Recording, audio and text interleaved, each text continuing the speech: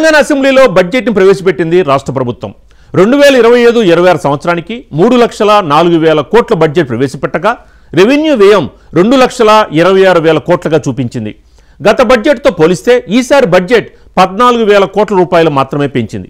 వ్యవసాయ పంచాయతీ రాజులకి భారీ బడ్జెట్ ప్రతిపాదించగా 6 గ్యారెంటీలకి దాదాపు 56,000 కోట్ల రూపాయలని కేటాయించింది. అయితే భట్టి ప్రసంగం రక్త కన్నీరు సినిమాలో నాగభూషణం డైలాగ్లా ఉందని ప్రతిపక్షాలు విమర్శించాయి.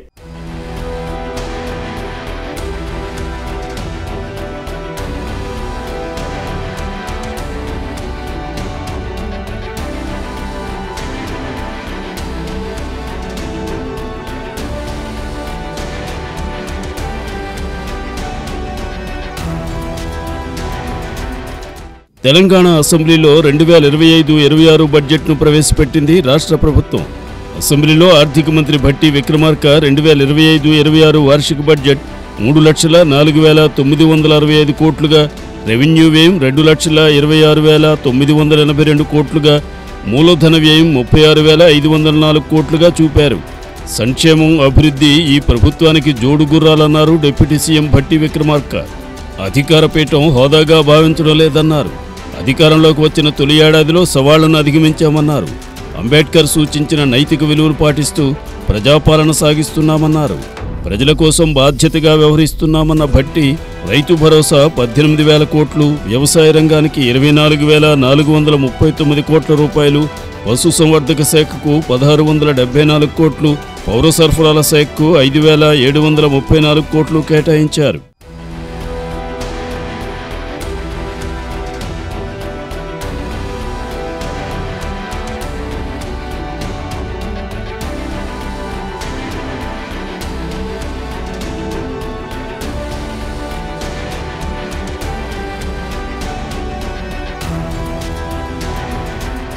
విద్యాశాఖకు 23,108 కోట్లు, కార్మిక ఉపాధి కల్పనకు 900 కోట్లు, పంచాయతీరాజ్ శాఖకు 31,605 కోట్లు, మహిళా శిశు సంక్షేమ శాఖకు 2,862 కోట్లు, షెడ్యూల్డ్ కులాలకు 40,232 కోట్లు, షెడ్యూల్డ్ తెగలకు 17,169 కోట్లు, వెనుకబడిన తరగతుల సంక్షేమానికి 11,405 కోట్లు, చేనేత రంగానికి 371, ఐటీ శాఖకు 774 కోట్లు, విద్యుత్ శాఖకు 21,221 కోట్లు, విద్యాశాఖకు 12,393 కోట్లు, మున్సిపల్ పట్టణాభివృద్ధి శాఖకు 17,677 కోట్లు, నీటిపారుదల శాఖకు 23,373 కోట్లు, రోడ్లు భవనాల శాఖకు 5,907 కోట్లు, పర్యాటక శాఖకు 775 కోట్లు ప్రతిపాదనలు పెట్టింది ప్రభుత్వం. అదేవిధంగా క్రీడా శాఖకు 465 కోట్లు, అడవులు పర్యావరణ శాఖకు 1,023 కోట్లు, దేవాదాయ శాఖకు 190 కోట్లు, హోంశాఖకు 10,188 కోట్లు కేటాయించింది. ఇక బడ్జెట్లో మహాలక్ష్మి పథకంలో భాగంగా పెన్షన్ పెంపు, తులం బంగారం ప్రస్తావన చేయలేదు.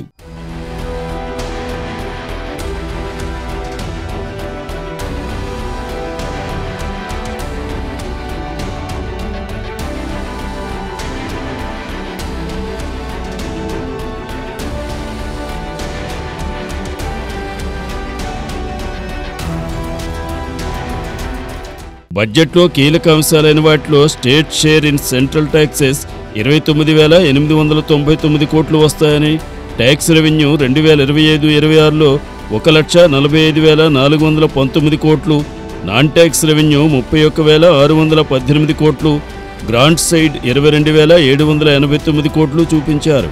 అదేవిధంగా ఓపెన్ మార్కెట్ లోన్స్ 2025-26లో 64,539 కోట్లు తెస్తున్నట్లు, లోన్స్ ఫ్రమ్ సెంట్రల్ 4,000 కోట్లు, ఇతర లోన్లు 1,000 కోట్లు రానున్నట్లు చూపించారు.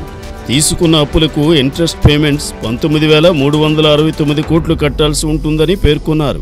క్యాపిటల్ ఎక్స్పెండిచర్ 36,504 కోట్లు, లోన్స్ అండ్ అడ్వాన్స్ 21,350 కోట్లుగా బడ్జెట్లో రాష్ట్ర ప్రభుత్వం లెక్కలు చూపెట్టింది. ఓవరాల్గా మిగులు బడ్జెట్ అనే పదమే బడ్జెట్ పుస్తకంలో చూపించలేదు. అదేవిధంగా పూర్తిస్థాయి బడ్జెట్ 3.4 లక్షల కోట్లు కాగా ఒరిజినల్ బడ్జెట్ 2,26,000 కోట్లనే చూపించింది ప్రభుత్వం.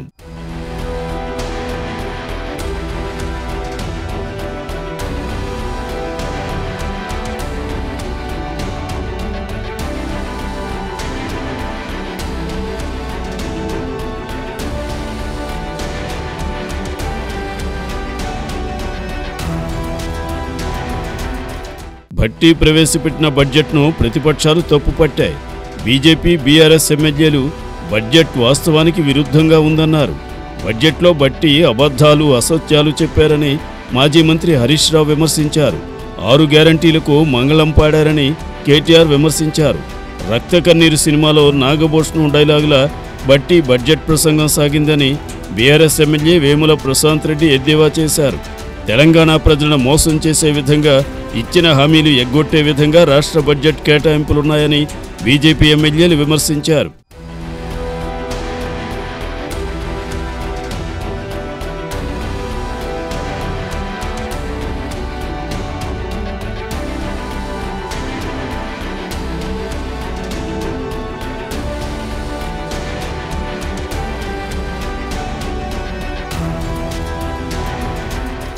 అయితే బడ్జెట్ కేటాయింపుల్లో ముఖ్యమంత్రి రేవంత్ రెడ్డి దగ్గర ఉన్నటువంటి శాఖలకు ఎక్కువ మొత్తంలో ఉండగా, కొండా సురేఖ, శ్రీధర్ బాబు దగ్గర ఉన్నటువంటి శాఖలకు తక్కువ కేటాయింపులు జరిగాయి.